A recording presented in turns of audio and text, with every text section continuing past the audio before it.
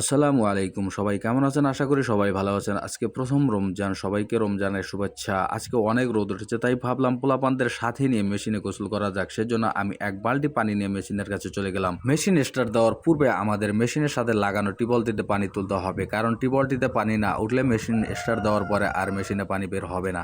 সেজন্য আমরা পানি তোলার চেষ্টা করতেছিলাম, কিন্তু অনেক দিন যাবৎ মেশিনটি স্টার্ট দেওয়া হয় না বলে টিউবওয়েলে খুব সহজে পানি উঠতেছিল না।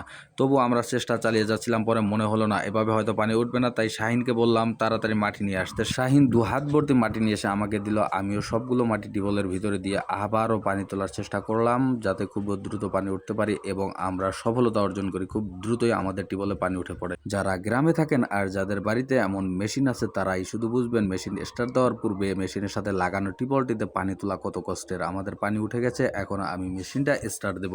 তো আমি মেশিন স্টার্ট দিতে চলে আসলাম। এই যে আমি মেশিন স্টার্ট দেওয়া শুরু করলাম এবং আমাদের মেশিনটা অলরেডি স্টার্ট হয়ে গেছে। এই যে পানিও বেরোনো শুরু করছে, এখন গোসল দেওয়ার পালা। চলুন সবাই একসাথে গোসল করি। মেশিনের ঠান্ডা পানিতে যে গোসল দেওয়ার কত মজা যারা দিয়েছেন শুধু তারাই বুঝবেন। কে কে মেশিনে গোসল দিয়েছেন অবশ্যই কমেন্টে জানাবেন।